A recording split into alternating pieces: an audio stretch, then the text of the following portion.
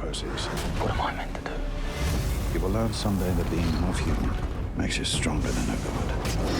Weapons!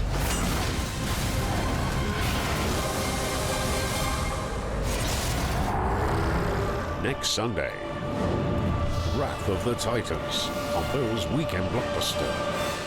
You're watching TVB Pearl. Shortly, we hand you over to our news department for a summary of all the day's top stories in the News Roundup. What do you know about Tom? Tuesday,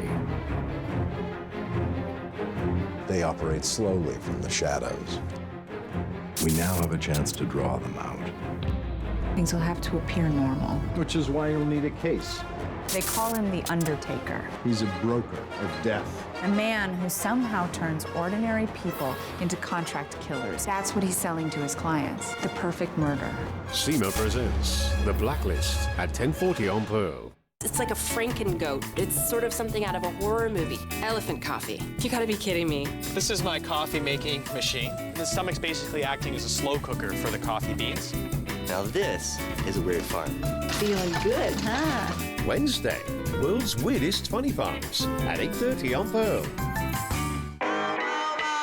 啲錢擺喺身，硬係唔安心。不如擺入個樽。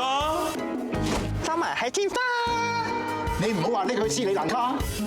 人要擺喺我外家，咁我寧願擺入我冬瓜啦。瓜咩瓜？亂咁嚟，擺喺銀行就安心啦。存款有法律保障，最高港幣50萬，外幣都得嘅。你冇聽過香港有存款保障委員會嘅咩？ We're all born to protect. But for me, it's a calling. John was hit by a car and fell into a coma. With a financial consultant's help, we used the newspaper to speed up the claim. So John's family could focus less on their finances and more on his recovery. I work for AXA. My calling is to protect people. Discover other stories on axa.com.hk. AXA, redefining standards.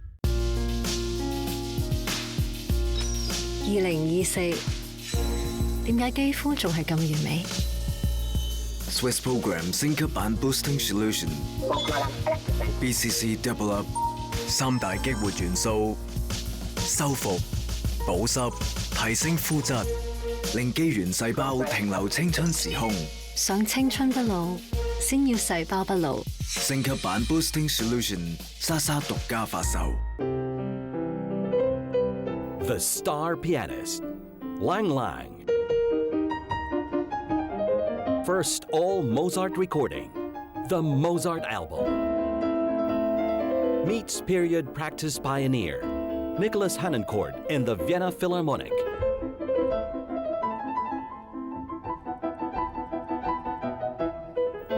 Lang Lang, the Mozart album, available at Hong Kong Records. 香港儲物室帶俾你一個環境舒適、設備更完善嘅精品級迷你倉，以專業及真誠嘅心服務顧客，滿足你嘅需要。你嘅生活儲物伙伴，香港儲物室。A for Apple， 蘋果生喺樹上面，樹上面有雀仔，天空仲有彩虹添。認字只係認識世界嘅第一步，除咗 DHA， 安滿仲額外蘊含 GA 促成腦細胞連結，認識更大世界，建立學習基礎。安滿嬰幼兒奶粉，懷孕期間胎兒都需要 GA 㗎。安滿孕婦及嬰幼兒奶粉。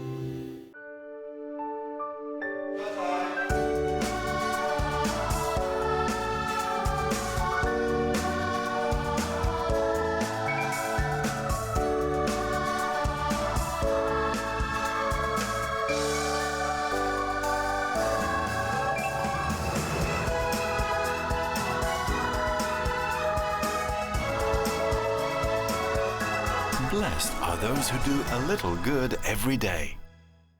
The latest scenic images from around the world. Prince Jewelry and Watch presents Earth Live. Every night at these times on Pearl. Prince Jewelry and Watch presents Earth Live after the news roundup.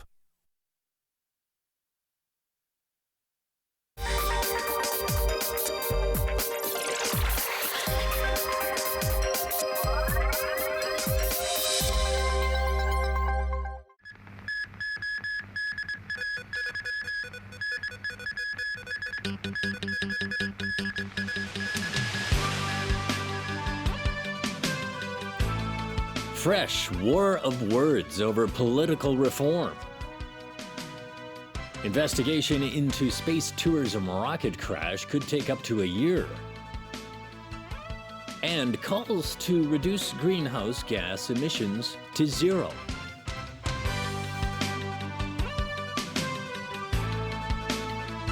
Good evening. Thanks for joining us. Hong Kong's Chief Secretary is dismissing suggestions from the Hong Kong Federation of Students and Occupy Central organizers to resolve the current political crisis as impractical. The proposals are also drawing criticism from some protesters. Owen Fung begins our coverage.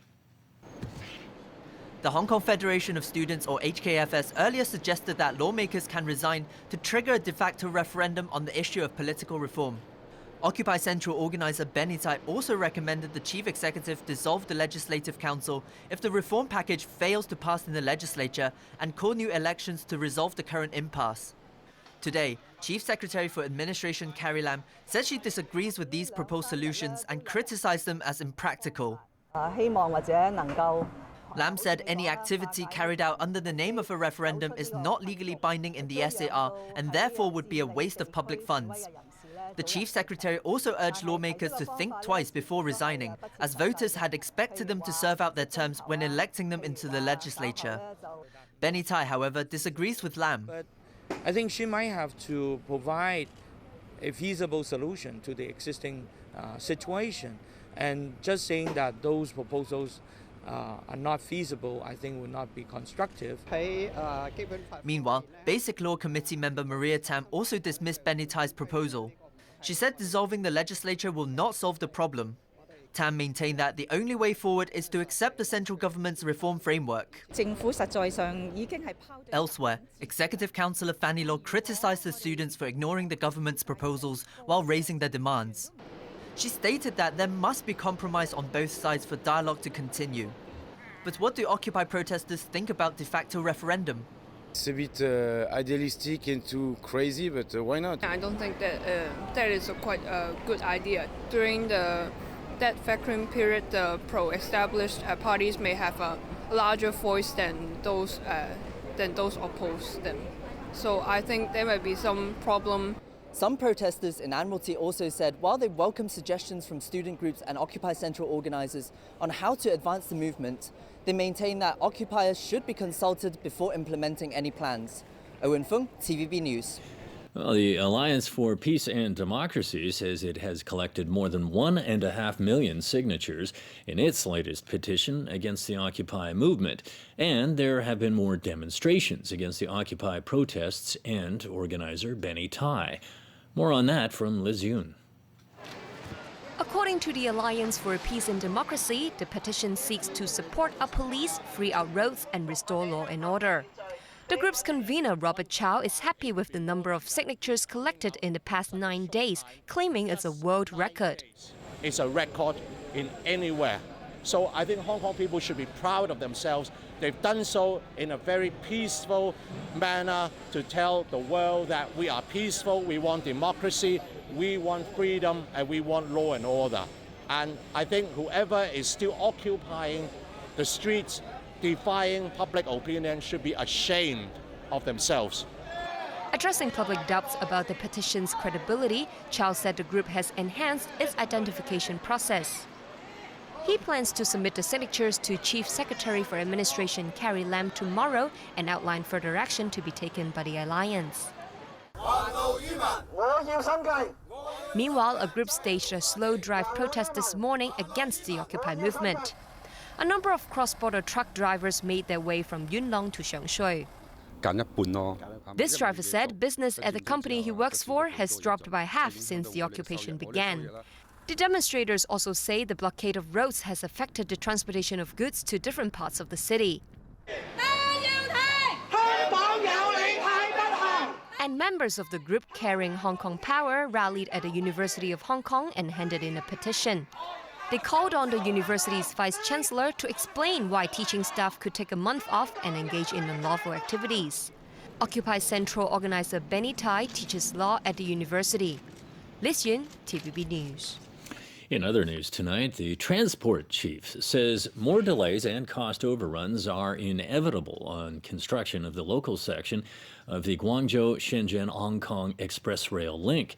Anthony Zheng says the government will seek legal advice on who should pay for the additional cost. Diane To reports. Two international experts engaged by the MTR Corporation have said the high-speed rail project has a 30% chance of further delay, and that the latest cost estimate of $71.5 billion would likely be exceeded. The railway company maintains confidence that the project can stay within the budget, but said it will need extra funding for contingencies, with the amount expected to be made known early next year. We will come up with a number for government to consider, and that number would include a contingency fund, which doesn't mean that you have to spend the budget. It could be within the budget, or it could be over the budget, but we would try to be conservative. Ma acknowledged it may be hard to get the additional funding approved by lawmakers, especially amid the current political climate, but denied the project is a financial black hole. Well, our international experts have come up with a system which gives better control over the payment to contractors. On top of it, one has to give credit to MTRC over the many, many years that we have built so many rail that we are very competent. This sort of confidence, I hope, would cause LegCo to approve the funding. Ma added the railway company is still waiting for the government to sort out the co-location of immigration and customs facilities of the mainland and the SAR at the West Kowloon terminus. Because it affects the design of the terminal. If co-location will not be implemented by 2017. But we need a decision. We need, something from the government as soon as possible. The transport chief said today the government's goal is to ensure the project is completed as soon as possible. As to the responsibility, the legal rights, legal obligations relating to any cost overrun, and now these rights and obligations have to be determined according to the provisions of the entrustment agreement signed between the government and the MTR Corporation several years ago. He said co-location arrangements involve legal and constitutional issues, but stressed the government will try to nut out the details with mainland officials. Diane To, TVB News. Elsewhere, experts in the United States say telltale signs from the Virgin Galactic crash scene indicate that the space rocket broke up in mid-flight. A large-scale investigation is now underway to determine what went wrong and if the space industry can be salvaged. Here's Sonia Artero. Wreckage scattered for kilometers across the Mojave Desert indicates the likelihood of an in-flight breakup. That was the official word from the National Transportation Safety Board, which has just begun piecing together what went wrong in their first ever spaceship investigation. The test pilot killed when the Virgin Galactic spacecraft exploded was 39-year-old Michael Alsbury. The California resident is now the first person to die during a commercial spaceflight. The surviving pilot, who parachuted out of Spaceship Two, is 43-year-old Peter Seibold. He's still in the hospital suffering with moderate to major injuries. There is word that the testing of a new engine and fuel mixture could be the culprit. Virgin Galactic's founder refused to speculate, but hopes his dream of commercial space travel isn't altogether scrapped. I'm afraid in the crash investigations in the States, the NTSB, make it absolutely clear one can't even speculate on what the cause is. Obviously, we're hopeful that it'll be something that can be fixed. There are clear pictures showing Spaceship Two breaking apart in midair shortly after being released from its mothership. The future of commercial space tourism now lies